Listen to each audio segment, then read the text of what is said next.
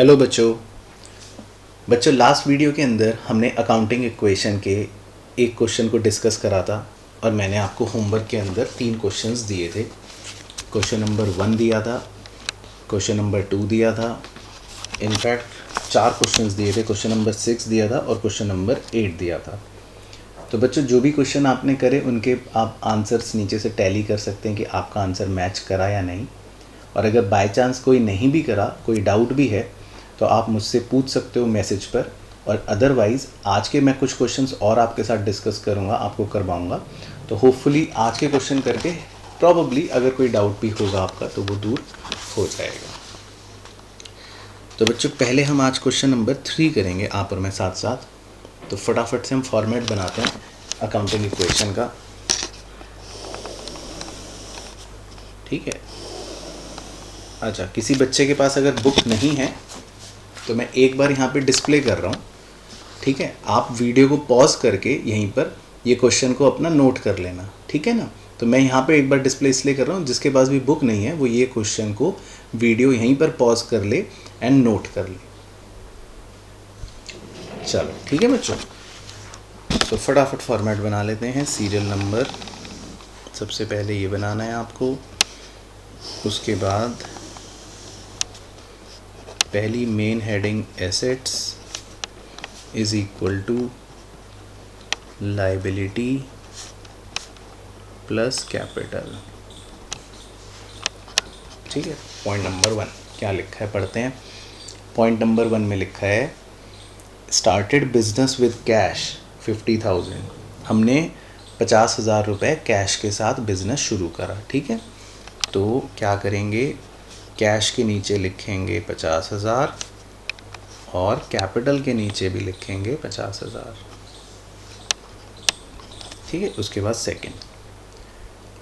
बच्चों कहीं पर भी आपको कोई पॉइंट नहीं समझ आएगा आप रिवाइंड कर लेना वीडियो को, और अदरवाइज़ मेरा सजेशन ये है पहले मेरे को let me complete the question, मैं क्वेश्चन आपको एक्सप्लेन करके कंप्लीट कर दूं, पूरा सॉल्व कर दूं।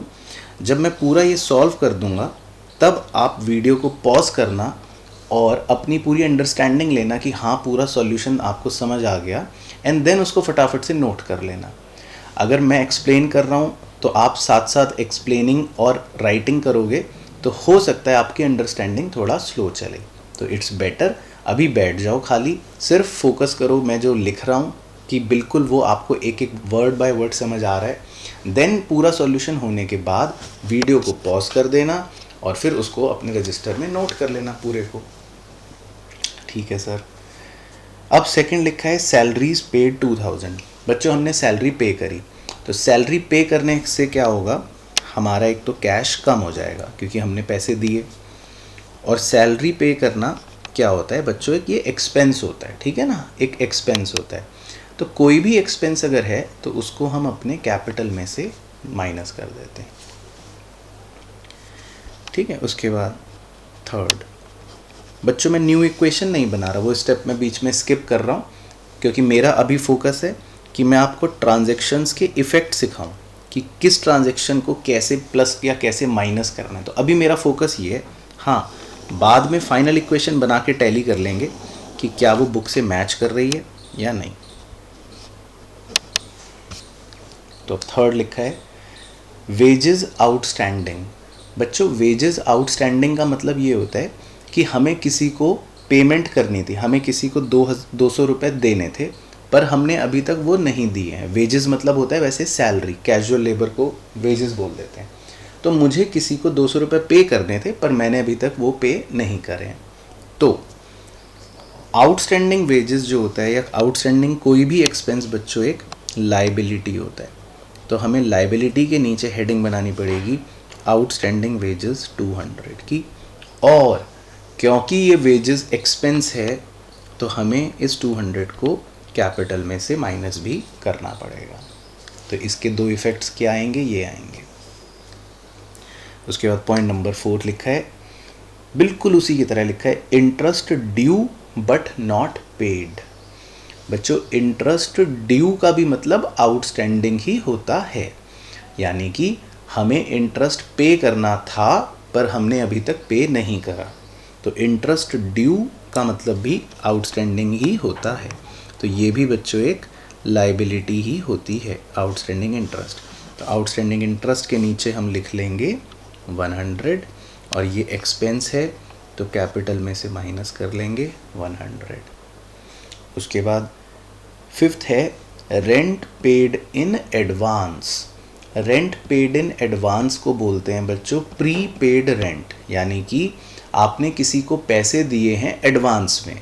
जैसे मान लेते हैं अभी हमारा अप्रैल का महीना चल रहा है, तो मैंने क्या करा, मैंने अपने लैंडलॉर्ड को मई का, जून का, जुलाई का रेंट पहले से ही पे कर दिया, तो उसको बोलते हैं प्री पेड रेंट या रेंट पेड इन एडवांस। तो इसका क्या इफ़ेक्ट होता है बच्चों, हम अपने कैश में से 150 माइनस करेंगे क्योंकि ये हमने पे कर दिया, हमारा कैश कम हो गया। और प्रीपेड रेंट जो होता है वो हमारा एक एसेट होता है, तो एसेट की हेडिंग के नीचे हम लिखेंगे प्रीपेड रेंट, तो उसके नीचे हम लिख लेंगे 150, बस इधर कुछ नहीं। तो बच्चों पांचों पॉइंट कंप्लीट। तो अब हम क्या करेंगे, हम कैश का फाइनल इक्वेशन का आंसर निकालेंगे। 50,000 माइनस 2,000 48, 48 माइनस 150 47,850, ये हो गया कैश।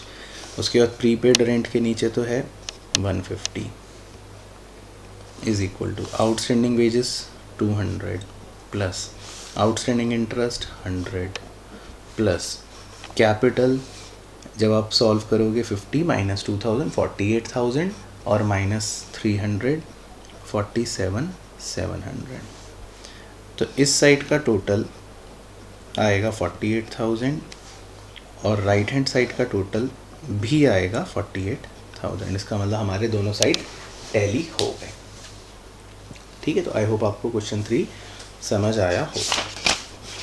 तो अब आप वीडियो पॉज कर लेना। ठीक है, तरीका क्या है पढ़ने का बच्चों लेक्चर्स में, कि जैसे ही आंसर मेरा कंप्लीट हो गया आप वीडियो को अब ऐसे पॉज कर लो, पॉज करते ही पूरे आंसर को अपने रजिस्टर में नोट कर लो विद अंडरस्टैंडिंग। ठीक है ना। चलो नेक्स्ट क्वेश्चन डिस्कस करेंगे बच्चों। नेक्स्ट हम डिस्कस करेंगे क्वेश्चन नंबर 7। तो मैं एक बार डिस्प्ले कर देता हूँ, जिसके पास नहीं है क्वेश्चन ये, वो वीडियो को यहीं पॉज करके फटाफट नोट कर लेना। ये वाला क्वेश्चन नंबर 7। तो इसकी भी हम पहले फॉर्मेट बना लेते हैं फटाफट। और मैं तो कह रहा हूँ इनफैक्ट एक और अच्छी चीज़, अगर किसी बच्चे को लग रहा है कि सर मुझे तो आता है, मैं आपसे भी जल्दी कर सकता हूँ या कर सकती हूँ, तो ये तो बच्चों बहुत ही खुशी की बात है। मुझे तो इससे ज़्यादा खुशी किसी बात की होगी ही नहीं। तो आप अगर चाहो, ये तो और अच्छी आइडिया आया मुझे, आप अगर चाहो तो आप वीडियो को यहीं पॉज करके एक बार खुद से करके देखो।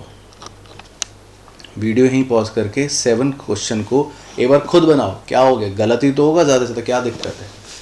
और फिर मैं बनाता हूँ अब, फिर आप वीडियो प्ले करके चेक करना कि आपने जो बनाया और मैंने जो बनाया वो सही है या कुछ गड़बड़ है, क्या गलती है। तो प्रैक्टिस भी आपकी अच्छी हो जाएगी।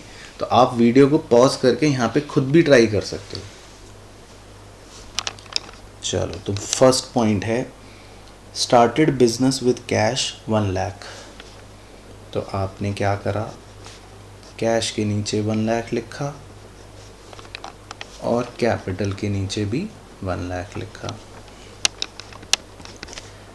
उसके बाद second, purchased goods for cash 20,000 and on credit 30,000। ठीक है, ये मैं एक बार फिर समझा देता हूँ आपको। देखो बच्चों, ये तो हैं हमने किसी से गुड्स खरीदे, ठीक है, सामान खरीदा, तो 20,000 रुपये का सामान जो हमने खरीदा वो तो उसको कैश में पे कर दिया, लिखा है, वो तो लिखा है हमने गुड्स परचेज्ड फॉर कैश 20,000।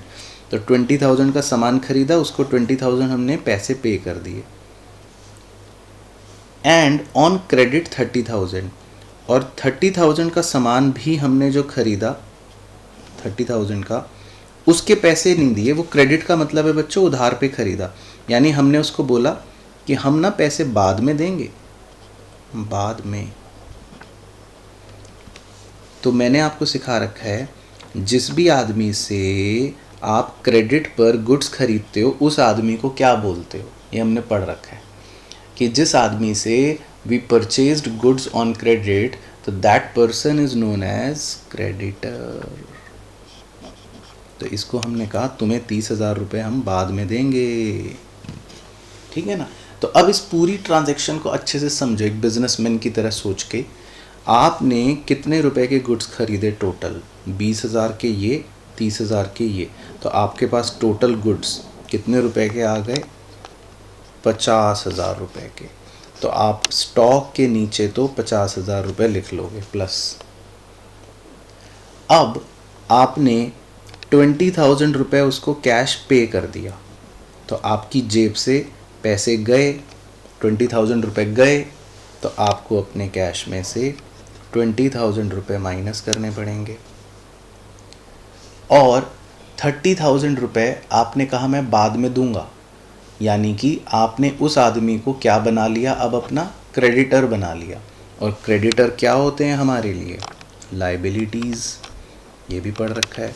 तो हम लाइबिलिटीज़ के अंदर क्रेडिटर के अंदर लिखेंगे 30,000। तो इस तरह से हम सेकंड पॉइंट का पूरा ट्रीटमेंट कर लेंगे। तो आई होप आपको समझ आया हो। अगर नहीं समझ आया तो प्लीज़ दोबारा से रिवाइंड करके पूरी एक्सप्लेनेशन ट्रांजैक्शन की आप समझ लेना, ठीक है ना। उसके बाद थर्ड पॉइंट इंपॉर्टेंट है, मैं इस पर स्टार लगा रहा हूँ। आप इसको एग्ज़ाम के लिए इंपॉर्टेंट मार्क करना, ऐसा पॉइंट एग्ज़ाम में आता है। Sold goods for cash costing ₹10,000 and on credit costing ₹15,000, both on at a profit of 20%। ठीक है बच्चों, इसको ना बहुत ध्यान से समझना पड़ेगा। बच्चों ये मान लो ये हमारे पास गुड्स हैं, ये हैं 10,000 के, और ये भी हमारे पास गुड्स हैं कुछ, ये हैं 15,000 के, ठीक है। तो दो कहानियाँ इसमें अलग अलग चल रही हैं, तो अलग अलग बात करते हैं। पहले 10,000 की बात करते हैं। हमने इन गुड्स को और इन गुड्स को लास्ट में लिखा है, दोनों को सोल्ड मतलब बेच दिया है एट ए प्रॉफिट ऑफ 20%, ठीक है बच्चों। तो प्लीज़ ध्यान से सुनना, ये 10,000 रुपये का बच्चों मेरा सामान है, अब मैं इसको बेचना चाहता हूँ, तो मैंने सोचा कि चलो इस पर कुछ मुनाफा लगाता हूँ। तो मैंने 20%, इसका 20% बच्चों कैलकुलेट करोगे तो आएगा 2,000 रुपये। तो मैंने इस पर 20% मुनाफा कमा लिया और इन गुड्स को मैंने 12,000 रुपये में बेच दिया, किसी को भी बेच दिया। ये मान लो ये सड़क पे जा रहा था कोई सल्लू, मैंने कहा सल्लू ये लो तुम्हें गुड्स चाहिए, मैं तुम्हें बेच रहा हूँ गुड्स, तुम ले लो। उसने कहा ठीक है। तो मैंने उसको 12,000 में गुड्स बेचे और लिखा है फॉर कैश, पहले वाले गुड्स कैश में बेचे। तो यानी कि मुझे सल्लू से 2,000 के 6 नोट मिल गए, तो मैंने ये गुड्स कैश में बेच दिए। तो ये वाले गुड्स गए और सल्लू से 12,000 रुपये मेरे को कैश मिल गया, ठीक है ना। तो पहले इतनी बात, आधी बात कि मैं इफ़ेक्ट दिखाता हूँ, तो ध्यान से सुनना। देखो बच्चों, हमारे गुड्स जो हैं वो 10,000 के थे जिन्हें हमने बेचा, है ना। तो हम अपने स्टॉक या गुड्स में से 10,000 रुपये ही माइनस करेंगे, क्योंकि हमारे गुड्स कितने के थे, उनकी कॉस्ट कितने की थी? 10,000 की। तो हम अपने गुड्स में से 10,000 ही माइनस करेंगे। फिर उनको मैंने 2,000 रुपये के प्रॉफिट पर बेचा, मुनाफे पर बेचा। बच्चों कभी भी प्रॉफिट या कोई भी लॉस जो होता है, जो हमने फर्स्ट कॉन्सेप्चुअल एग्जांपल में भी सीखा था, वो हम कैपिटल में डाल देते हैं। तो 2,000 का क्योंकि प्रॉफिट हुआ है, तो आप इस प्रॉफिट को कैपिटल में जोड़ दोगे, ठीक है ना। तो ये लिख लिया, ये लिख लिया। फिर 12,000 रुपये के गुड्स हमने जब सल्लू को बेचे, तो उससे देखो हमें क्या मिला, क्या मिला, क्या मिला?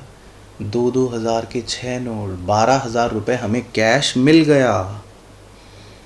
तो हम कैश के नीचे 12,000 रुपये यानी 12,000 रुपये ऐड कर देंगे। तो अभी तो खाली इस पार्ट की मैंने आपको ट्रीटमेंट लिखवाई है, बट आई होप आपको समझ आई हो। फिर इसी में एक और कहानी भी जुड़ी हुई है नीचे वाली, अब इसको पढ़ते हैं। दूसरे जो गुड्स हैं कॉस्टिंग 15,000, अब इन्हें भी मैंने प्रॉफिट पर बेचा है, 20% के ही प्रॉफिट पर बेचा है। तो 15,000 का बच्चों जब आप 20% कैलकुलेट करोगे तो वो आएगा 3000। तो इसका मतलब कितना बन गया, 18,000। तो आपने ये गुड्स किसी को बेच दिए, मान लेते हैं सड़क पे जा रहा SRK, तो ये वाले गुड्स आपने SRK को बेच दिए, ठीक है ना, 30,000 के, सॉरी 18,000 के आपने ये वाले गुड्स SRK को बेच दिए। अब पढ़ना, लिखा था ध्यान से, ट्रांजैक्शन एक बार ध्यान से पढ़ना, दिखा देता हूँ। Sold goods for cash costing 10,000 and on credit costing 15,000। तो दूसरे वाले जो ये वाले गुड्स हैं ये आपने उधार में बेचे हैं, यानी आपने क्रेडिट पर सेल करी है। तो यानी SRK से आपको अभी 18,000 रुपये मिले नहीं हैं, बाद में मिलेंगे, बाद में 18,000 रुपये मिलेंगे। तो अब याद करो कॉन्सेप्ट, जिस व्यक्ति को, जिस आदमी को या जिस पर्सन को आप गुड्स क्रेडिट पर सेल करते हो उस व्यक्ति को क्या बोलते थे, राइट, डेटर्स, DEBTORS। इसकी कुछ कहानी बता देता हूँ। इसको बच्चों बोलते हैं डेटर्स। बोलना ऐसे है, लिखना ऐसे है, बी जो होता है वो साइलेंट होता है, तो बोलेंगे डेटर्स, लिखते हैं डेबटर्स के नाम से। खैर, तो इस आदमी को बोलते हैं डेटर्स। अब इसकी पूरी ट्रीटमेंट समझना, बिल्कुल ध्यान से देखो। हमने अपने गुड्स बेचे तो हमारे गुड्स हमें छोड़कर चले गए 15,000 के, तो हम अपने गुड्स में से 15,000 रुपये माइनस करेंगे, क्योंकि हमारे स्टॉक, हमारे गुड्स 15,000 के हमने बेच दिए। फिर से वही बात, 3,000 रुपये का क्या हुआ, मुनाफा हुआ, प्रॉफिट हुआ। तो मुनाफे को क्या करना है, कैपिटल में जोड़ना है 3,000। और सल्लू, तो अच्छा वो था SRK से हमें पैसे 18,000 बाद में मिलेंगे, तो SRK को क्या बोलते हैं हम, डेटर्स। तो हमने बच्चे पढ़ रखा है चैप्टर 2 में, डेटर्स क्या होते हैं, एसेट्स होते हैं। तो एसेट्स की हेडिंग के अंदर आपको डेटर्स में लिखना पड़ेगा 18,000 रुपये, ठीक है ना। तो मतलब देखो थर्ड ट्रांजैक्शन कितनी इंपॉर्टेंट है कि उसके अंदर ही दो कहानियाँ मिली हुई थी, तो मुझे इतना एक्सप्लेन करना पड़ा ताकि आपको inch by inch and word by word हर चीज़ अच्छे से समझ आए। अब हम पूरी फाइनल इक्वेशन बनाते हैं। देखो 1 लाख माइनस 20,000 प्लस 12,000, तो कैश हो गया 92,000, प्लस स्टॉक 50,000 माइनस 10 माइनस 15, तो स्टॉक हो गया 25,000, plus debtors 18,000 is equal to creditor 30,000 plus capital हो गया 1,05,000। अब आप दोनों साइड का टोटल करोगे तो इधर का टोटल आएगा 1,35,000 और राइट हैंड साइड का टोटल भी आएगा 1,35,000, ठीक है ना। तो बस देखो मैच भी कर गया। तो आई होप आपको ये क्वेश्चन अच्छे से समझ आया हो, और स्पेशली ट्रांजैक्शन 3 जो मेरा फोकस था वो आपने अच्छे से ग्रैस्प कराओ। कहीं भी डाउट होगा वापस से रिवाइंड करके सुनना कि मैंने क्या समझाया, ध्यान से, ठीक है ना। चलो तो बच्चों अब मैं आपको क्वेश्चन दे सकता हूँ। अब आप होमवर्क में आज के लिए करेंगे क्वेश्चन नंबर 4, ठीक है। एक तो ये वाला क्वेश्चन, उसके बाद आप करेंगे क्वेश्चन नंबर 5, ये वाला क्वेश्चन क्योंकि अब आप कर सकते हैं। इसके बाद आप करेंगे क्वेश्चन नंबर 10, ये वाला क्वेश्चन क्योंकि अब आप ये कर सकते हैं, ठीक है ना। तो बस यहाँ तक करना है। फिर नेक्स्ट क्लास में मैं आपको कुछ क्वेश्चंस इसके और करवाऊँगा, और फिर उसके बाद बच्चों हम नई वैरायटी के क्वेश्चंस का कॉन्सेप्ट करेंगे, ठीक है ना। तो अगले लेक्चर में मैं आपके साथ कुछ और इसके क्वेश्चंस अपने साथ डिस्कस कर लूँगा। बस तब तक आप अपने होमवर्क को कंप्लीट कर लेना। मैं एक बार क्वेश्चन दिखा देता हूँ, अगर किसी के पास क्वेश्चन नहीं है वो वीडियो को यहाँ पे पॉज कर करके भी कर सकता है। Question number 4, question number 5,